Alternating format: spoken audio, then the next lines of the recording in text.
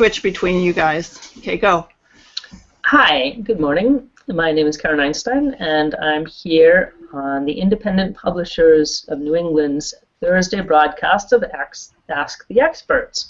And this week we're very, very fortunate to have with us Angela Bole, who is currently the CEO of IBPA, position which was created for her about a month ago. And previous to that, she served as the Executive Director of IBPA since 2013, and previous to that, she was with BISAC for 8 years. And she's going to speak with us today about, oh, for the love of metadata. Metadata is something which was new to me, relatively new to me. When I did a bit of research on it, I thought, well, of course, that's very logical. I knew all about this, but there was a lot about it that I didn't know. And so I'm really excited to have Angela here with us to explain a few more things about exactly what is metadata and what are BISAC codes or BISAC codes. So Angela, welcome. Thanks, Karen. Glad to be here. Thanks a lot. Thank you. Okay, so what is, for those of us who are relatively new to the independent publishing industry, how would you describe metadata and BISAC codes? And for those who have been here for a little bit longer, is there anything that's changed with the with either of those two areas in the past few years? Yeah, I think it's always, even if you know what it is, sometimes it's fun to kind of just talk about it, getting down to brass tacks and just the basics, because it's not a scary thing at all. It's a big word and it has data in it, so it can sound like a scary thing, but metadata is information about information in its truest definition, and essentially it's just all the different things you can say about your book, all the different pieces of information that you need to communicate to your readers, to your distributor, to a bookseller, etc., about your book so that they can sell it or so that they know whether they want to buy it. It's literally just information. And we probably just called it information until we got into the computer age, when everything that was information all of a sudden became data and started to explode in that way. But you know, the best thing to do is, if you can look at any book that you have, your physical book is just packed with metadata. It's packed with information about this book. And when we talk about metadata, we're using the words that one would use in that context. You say there is metadata, and you say there are elements of metadata. And one element of metadata is your title, for example. Another element is your author name. Another element is your publisher name. Another element is your review here from J.K. Rowling on the cover of this I Capture the Castle book. That's an element of metadata, a piece of information about this book. So really that's it. I mean, and it used to just get printed on the physical book, and that was essentially all you had, was this information about the book, and somebody would pick it up and they'd say, oh, this looks good. I like what they said about it in the short description that's printed on the back, or I love that Susan Isaacs reviewed it. I love her work, so I'm going to read this book. But then, of course, when we started to do more data interchange and talk to each other in bytes instead of conversation, our information became more data-like, and essentially is data now. So metadata has both a what we call a literal, which is, for example, if we talk about the binding, we have a literal. This is a trade paperback. We could say that in words. We also have, words will escape me now that I'm having to be super precise one thing, but we have, and then we have the code, obviously. So we have the literal, which is that this is a trade paperback, and we have a code, which might be like PL2356, which is a really specific code, right? And that's the code that we would send in data feeds to tell people that this is a very specific kind of shape of book and binding of book. So that's data. It's just information. Okay, fantastic. Thank you. And you mentioned the codes, and first I have a quick question. How many different categories, more or less, are commonly used to identify books in the independent publishing industry? So if we talk specifically about the BISAC subject codes, right? Is that where you're going with that? Right. Okay. Yeah. Which again, that would be one element of your metadata. There's about 36 different things that the U.S. book industry says you should know about your book. 36 different pieces of information. like title, author, binding, page count, etc. And one of those things is your BISAC subject code, and that is a really, really important thing that you need to know about your book. Okay. There are thousands and thousands and thousands of BISAC codes that you can choose from. They, most people, I think, kind of get the gist of what that is. The BISAC code is a code that tells you what the subject of the book is. It doesn't tell you anything else about the book. It doesn't tell you the audience of the book, like should it be read by a 2-year-old or a 202-year-old. It doesn't tell you anything about that. It just tells you what the subject of the book is. If it's a romance, fiction, or sci-fi, epic, or cookbook, it tells you subject-wise. And again, there's thousands. If we look at the Book Industry Study Group website, which we might be able to pull up here in a second, we can kind of get a sense of the different categories that our BISACs come in. And if you'd like, we could talk a little bit about assigning them.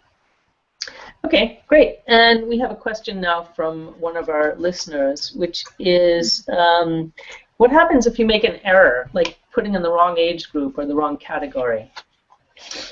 Well, it happens, right? The first thing I would say is try super hard not to.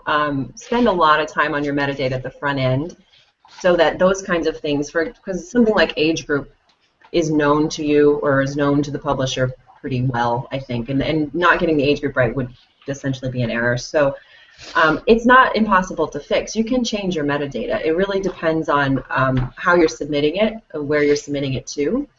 But you can certainly go in and you can, if you're submitting it up, just through Amazon's program, you can go in there, you can change your metadata, log in, and just update it. And eventually, it's going to flow through the system, this huge, massive international book-selling system that's all computerized. But eventually, as a key word there, it's going to take a bit. And if you're registering, you'll have to go back to all the different places where you've submitted your metadata and change it in all those places. So I really like to recommend that for small publishers in particular, or self-publishers, if you're working on 1 to 5, maybe even up to 20 titles, and that's your full portfolio, you can often manage your metadata in Excel, which is great because it's super simple to do it that way. And I would have one tab that's has all the elements listed and how you've described it in one place, and then I have another tab with everywhere you've input that metadata. So if you've gone to Bowker, if you've gone to Library of Congress, all the different places. So if you make a change, where you need to go back and check. I think often we move so quickly, we're like, oh, I fixed it there, but we don't remember where we did things. So being really organized is important. Excel is a blessing. That's actually a really good way of keeping track of things. Another question that someone has just written in is the Bowker data important? The website's somewhat difficult to manage. Yeah. We don't put a lot of money in tech in the book industry, so a lot of our technology and our data is really hard to manage and interpret. It's very important. That snarky comment aside, it's really important. I think particularly for where I sit at IBPA, I think it's always encourage our members to register with Bowker and to have that information in the official books and print database, because then you become you're alive now. You're in the market. You're a professional player in the industry, and then anyone who wants to reference your book can go through and can find you, and you're setting yourself up as a reputable player. And you're going to have more opportunities going forward if you do that. And with full appreciation of how archaic some of these systems can be, and it can be hard to manage, you can always call our office if you're a member. We have contacts in all of these, with all of these bigger companies. And part of our job, a big part of our job, is to call them on behalf of our members and say, they're not getting through to you. Can you give me a rep that'll talk to this person if there's problems? But yeah, it's important. Okay, great, thank you. And for people who are somewhat, another question. So Bowker publishes books in print? They do. Okay. They don't publish it anymore. They make it available online. I don't believe they publish I guess that's the same thing as publishing, but they don't put out a book. It's not a book. But okay. They manage the books in print database. Okay, wonderful. And for someone who's new to independent publishing, such as myself, what are some of the first things that I might want to keep in mind when it comes to metadata? What would you recommend to someone new? I would, again, I think spending the time at the beginning to really think through everything first, not ready, fire, aim, if you will, which I think is a lot of what sometimes people do. You get so anxious to get your stuff done and out that you don't do a lot of comparison work on metadata elements such as your description and understanding the difference between the fact that you need a short description, which is a certain number of characters, and also a long description, which is a certain number more of characters, and then both of those things are going to be equally truncated to basically the first sentence when it goes online.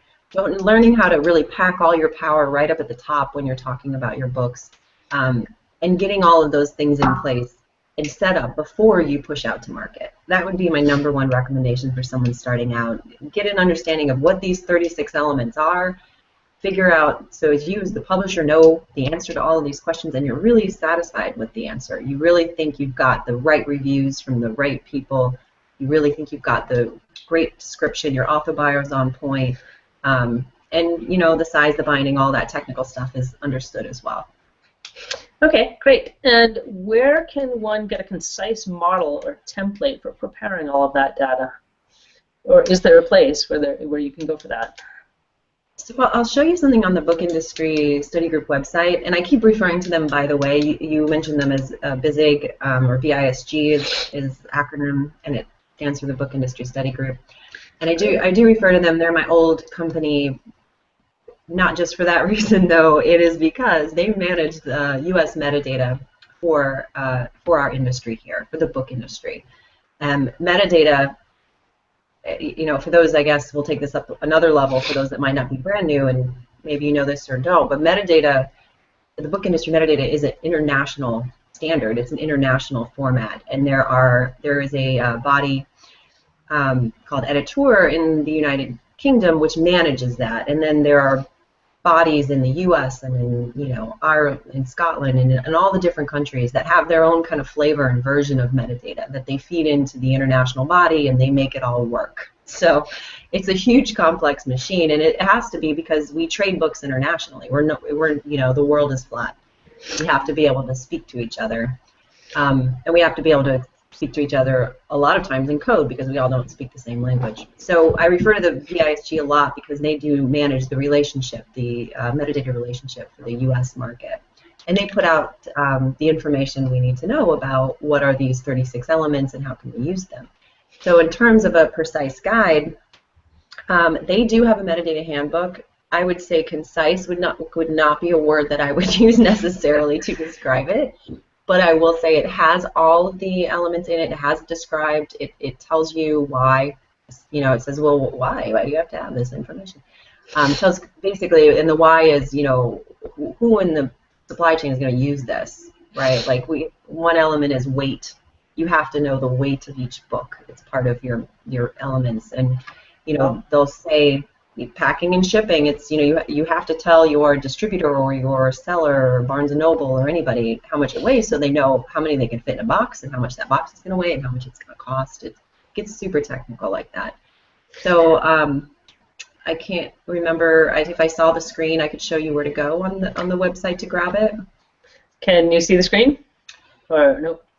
I might be able to click on it, and I can see it now. Okay. Yeah, you can go under, I think, standards and best practices there. Charlotte? Okay, I think Charlotte, can you hit standards and best practices? Great. Okay, and from there?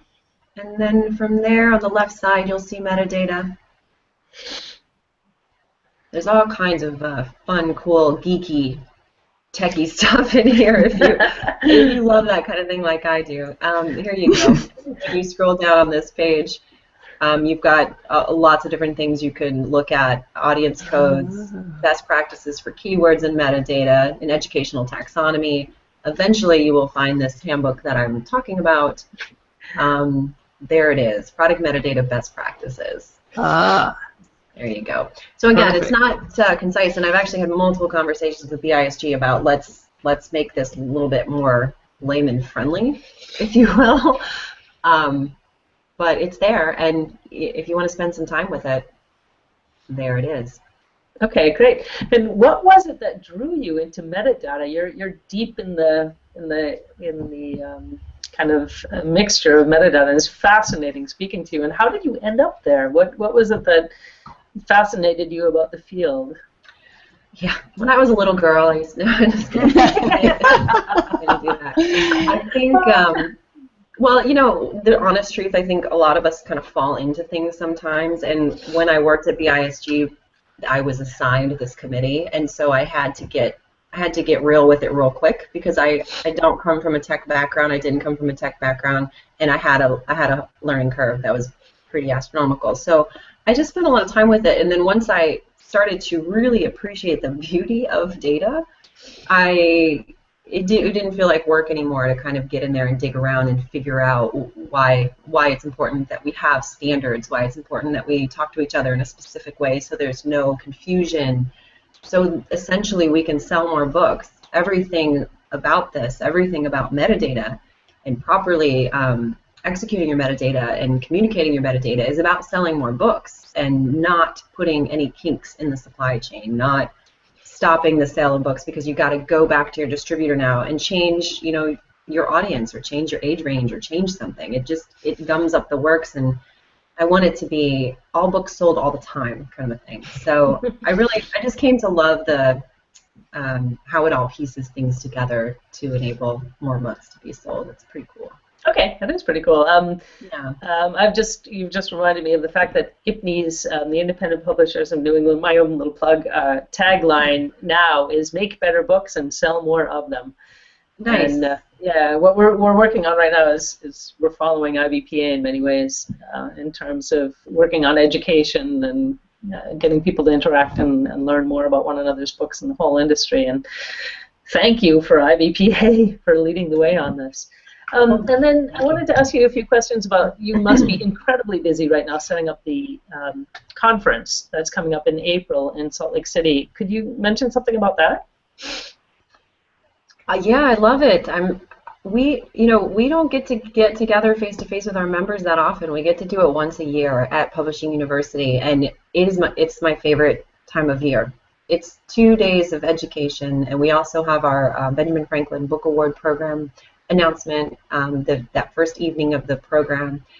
It's really great. It's great for networking. It's great for learning. It's good for just connecting with people and becoming re-energized. It can feel, I think, a little lonely out there for a lot of people working in silos. And here's a fantastic opportunity to meet with a group of people who support you, who want to see you be successful, and who are astronomically willing to share best practices. Coming from New York Publishing, where there was a lot of secretive stuff, you know, you'd get like the head of Apple on stage at some conference and be like, "What are you working on?" "Oh, we're working on some good things." "Oh, it's going to be really great."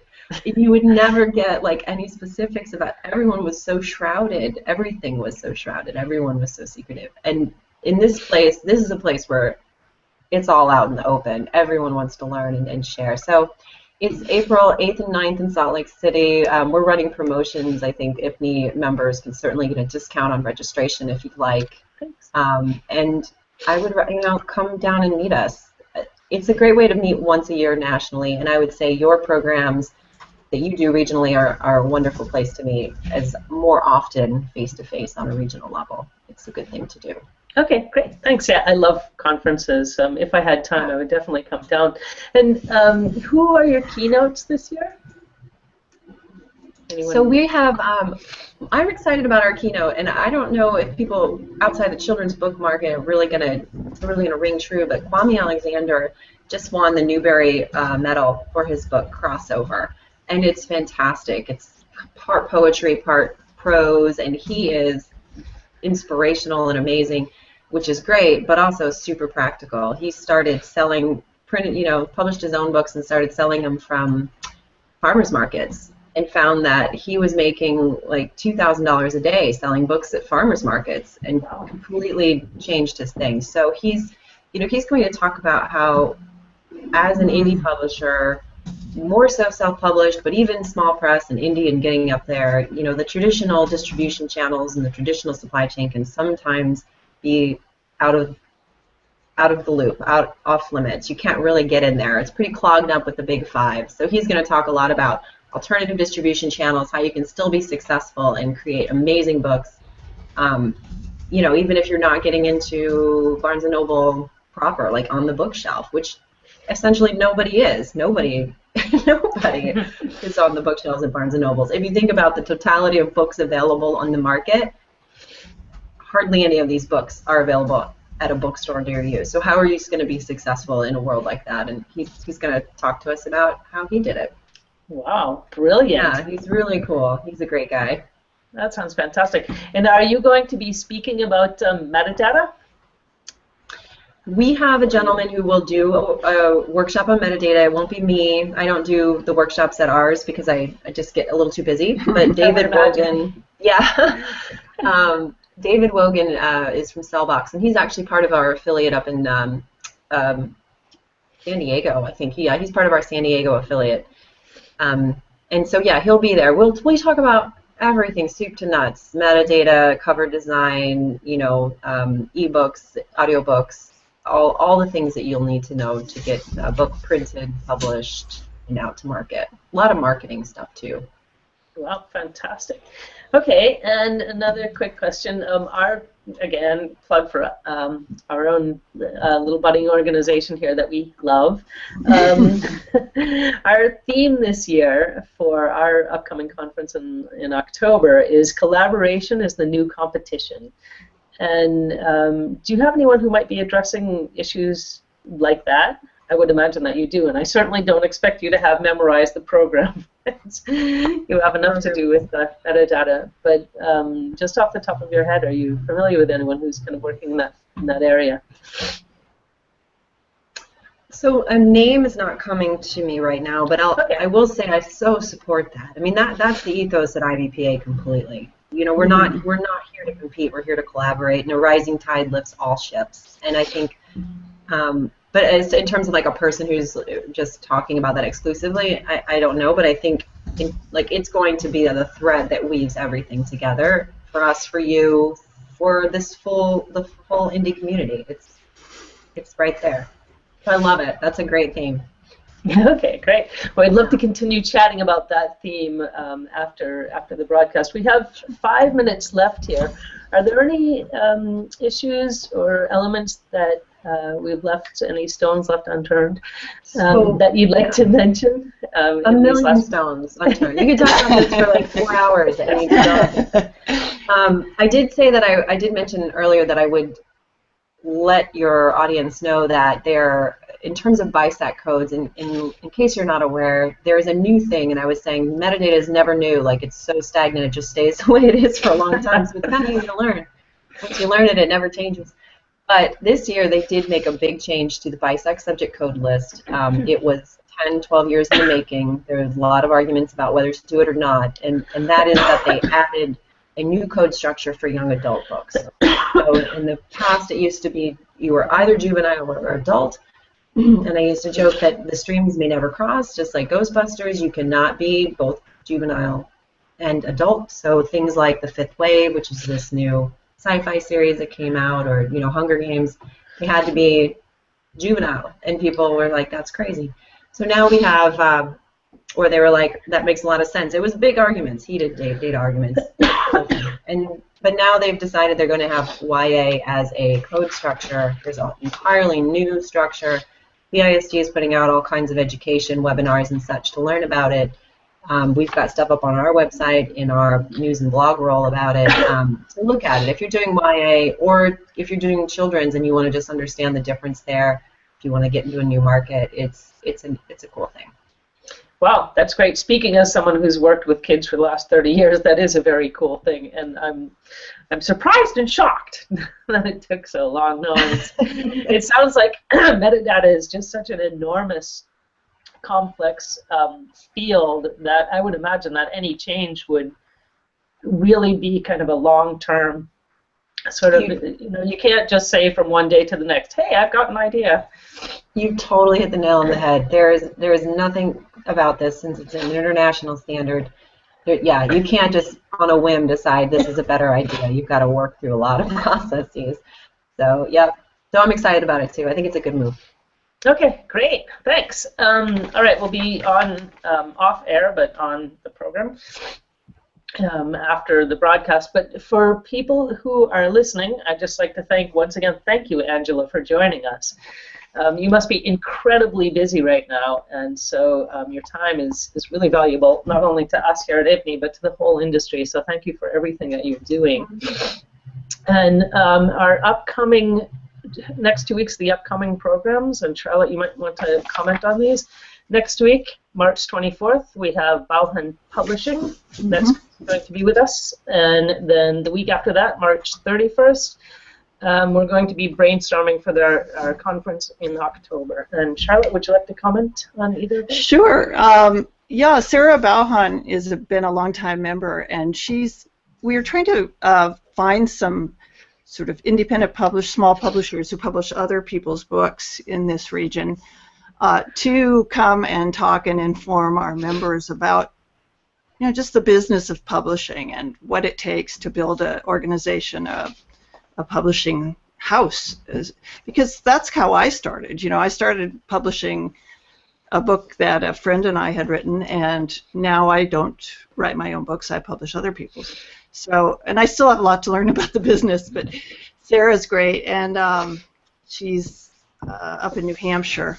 Conference brainstorming, we're doing a thing this year where we actually have a forum where people can go and suggest conference topics and speakers, including themselves.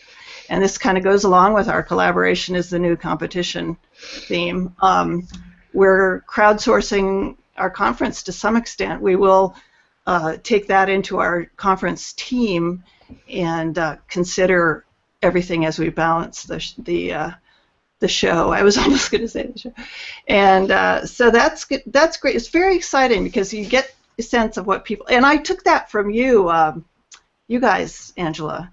You have this suggestion thing, and I didn't get mine in, but I think it was a really good thing, and it was a good experience, just to define what you want to talk about, and so I'll try again. But and then on April 7th, we're going to 12 p.m. from now on for the Ask the Experts, but we have a long-time book publicist, Skye Wentworth. She also lives in New Hampshire, and she's worked with some of the big publishers and now is a huge champion of independence. So, and after that we have some that are not quite as fleshed out with guests, but series fiction, working with illustrators, and book reviews, which is always a popular topic. So. Great. That's what we have here. Great. Thank you, Charlotte. And thanks again, Angela, for joining us. It's now 12:30, so I turn to Charlotte, our producer, for the closing. Thank you. Join us again back at 12 p.m. next Thursday for Sarah Bauhan, and we'll remind you in any way we possibly can about where to find the information. But ipne.org/IPNE video has the full schedule at all times. And thanks for joining us. Okay, I'll close the broadcast, and thanks again. Bye. Thank you.